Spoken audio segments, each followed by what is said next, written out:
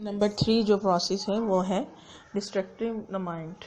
इसमें क्या होता है कि हिप्नोसिस टेक्निक के ज़रिए कॉन्शियस को सुला दिया जाता है और बात अनकॉन्शियस तक डाल दी जाती है। ठीक है ना। इसको आम फहम में इस तरह ही कह सकते हैं कि वो जो गेट कीपर है उसका ध्यान कहीं और लगाकर या उसको कुछ खिला पिला कर उसको बेहोश कर दिया जाए और फिर खुद जो है ना वो अंदर एंट्री कर ली जाए। ठीक है। और नंबर 4 टेक्निक्स है NLP टेक्निक्स।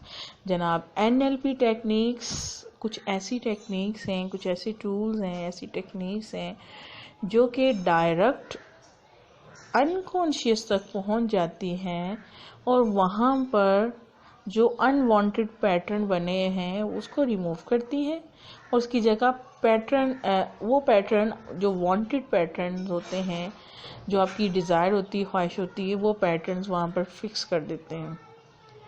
तो इस तरह होता है जनाब। अब हम अपनी लाइफ के यहाँ कोई भी प्रॉब्लम हो या अब हम अपनी लाइफ में कुछ भी करना चाहें अपनी लाइफ में, वो भले एजुकेशन के हवाले से है, भाई हेल्थ के हवाले से है, कोई भी काम करने के हवाले से है, तो उसके लिए हमें प्रॉपरली इस लैंग्वेज को समझना है। क्योंकि इस लैंग्वेज को समझ लिया तो इसका मतलब हम अनकॉन्शियस को समझ गए। अनकॉन्शियस को एक दफ़ा समझ लिया कि वो आपकी बात कैसे मानेगा, तो फिर आप तो जो है उसके क्या कहते हैं, वो आपका गुलाम हो जाएगा और आपके हाथ में उसकी जो है वो रस्सी आ जाएगी। अब आप उस घोड़े को जहाँ चाहें अपनी मंजिल के हिसाब से दौड़ा सकते हैं। उसका काम फिर सिर्फ भागना होगा। जहाँ पर भी आप भागने को कहेंगे वहाँ पर वो भागेगा। वो आपके ऑर्डर को एडमिट करेगा और कमांड को सुन करके डायरेक्ट कनेक्ट हो जाएगा यूनिवर्स के साथ। वो आपको रिसोर्सेज खुद ला के देगा। इसकी एक आम मिसाल बताऊं, जब एक इंसान कोई काम करने लगता है ना, मसलन उसके पास कुछ नहीं होता, इसकी बहुत सारी मिसालें हैं, लेकिन उसको इनिशिएट लेना है। जब वो इनिशिएट ले लेता है ना, मसलन एक बंदा है वो काम करना चाहता है किसी के साथ वेलफेयर का उसका जज्बा है कि वो मखलूक की खिदमत करे, खाना खिलाए, एक एग्जाम्पल। तो वो क्या करेगा कि उसके पास ही इतनी इस्तिताअत है कि वो किसी एक बंदे को खाना खिलाना चाहिए। वो अल्लाह की रज़ा के लिए एक बंदे को खिलाएगा।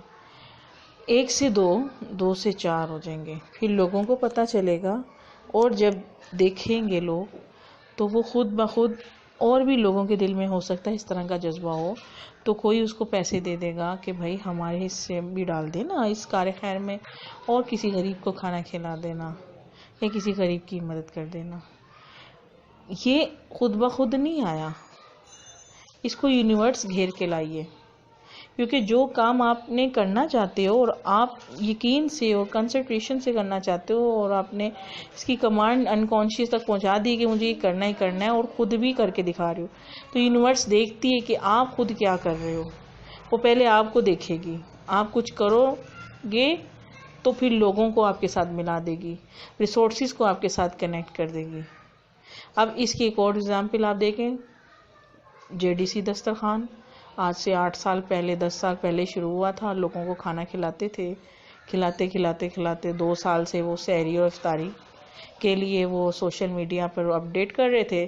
तो पिछली दफ़ा देखिए उन्होंने रमज़ान में कितना उन्होंने ज़बरदस्त किया और लोगों ने खुद आ के उनको जो है ना भर भर के दिया कि भाई आप दें लोगों को। फिर उन्होंने जो कैंपेन चलाई कि ईद पे लोगों को ईदी देनी है, कपड़े देने हैं, भर भर के आए दिए। उन्होंने अपनी जेब से नहीं लगा रहे थे, वो स्टार्ट में लगाया होगा उन्होंने। जो 7-8 साल मेहनत की, उसका रिजल्ट तकरीबन 9-10 साल के बाद आया।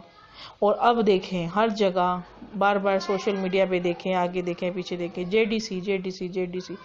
JDC ट्रक भर भर के राशन पहुंचा रहा है, ट्रक भर भर। कहाँ से आ रहा है? JDC का जो भी ऑनर है, मुझे नाम भूल गया उस लड़के का जो आके बहुत बोलता है, क्या है नाम, जहन से निकल गया तो वो आके सिर्फ अपील करता है, रिक्वेस्ट करता है और काम शुरू हो जाता है, कि लोगों ने उसका काम देखा हुआ है। और फिर यूनिवर्स उसके साथ कनेक्ट करती जाती है। अब जिन्होंने 50 बंदों का देना राशन, 100 बंदों का देना है, 10 का देना है, 15 का देना है, वो कहते हैं हम खुद क्यों ये करें, चलें जेडीसी को दे देते हैं, वो खुद ही दे देते हैं। कुछ लोगों को सेटिस्फेक्शन नहीं होती, वो खुद देते हैं। तो यूनिवर्स जो है वो फिर टारगेट अचीव करने के लिए इस तरह रिसोर्सेज को मिला देती है और टारगेट अचीव हो जाता है। अब्दुल सत्तार ईदी साहब जो थे, उनके दिल में हमदर्दी थी, बहुत गरीब थे, वो खुद यतीम थे, बहुत ज़्यादा गरीब थे। तो उन्होंने जब देखा, आपने उनकी हिस्ट्री पढ़ी होगी, तो उन्होंने सबसे पहले एम्बुलेंस बनाई थी। एम्बुलेंस भी जो उन्होंने बनाई थी वो टूटी हुई पिकअप थी उनकी, सुजुकी थी, सुजुकी में एम्बुलेंस बनाई, सुजुकी की जो है ना वो इमरजेंसी एम्बुलेंस बनाई थी। फिर वो लोगों ने जब देखा, वो किसी से पैसे नहीं लेते थे, मैयतें उठा लेते थे, और फिर लोगों ने खुद उनकी मदद करना शुरू की। उन्होंने कहा मुझे किसी से पैसे नहीं चाहिए, हाँ एक गल्ला बनाया हुआ था, ये किसी को मदद करनी है इसमें डाल दें, ये उस कार खैर में इस्तेमाल होंगे। तो अल्लाह ताला नीयतें देखता है। अगर आपकी नीयत है कोई काम करने की, नेक काम करने की, यकीन करें लोग आपके साथ मिल जाएंगे, यूनिवर्स मिल जाएगी, ऐसे ऐसे लोगों को आपके साथ मिला देगी कि बस आपका काम हो जाएगा। लेकिन नीयत हम क्या करते हैं, हम लोग इनिशिएट नहीं लेते। अगर कभी कोई इनिशिएट ले लेता है तो उसको हमारे एक तरफ के लोग ही, अरे तुम नहीं कर सकते, अरे ये नहीं होगा, अरे ये बहुत मुश्किल है, अरे इसमें ये मसाइल है, अरे ये है वो है।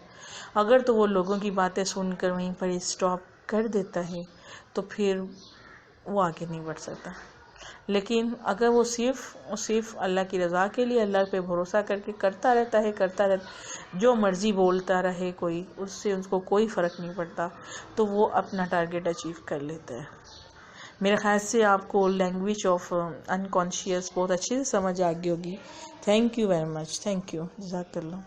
अनकॉन्शियस की लैंग्वेज में 4 तरीके हैं, जिसको आप अगर यूज़ करेंगे तो आपकी बात अनकॉन्शियस तक पहुंच जाएगी।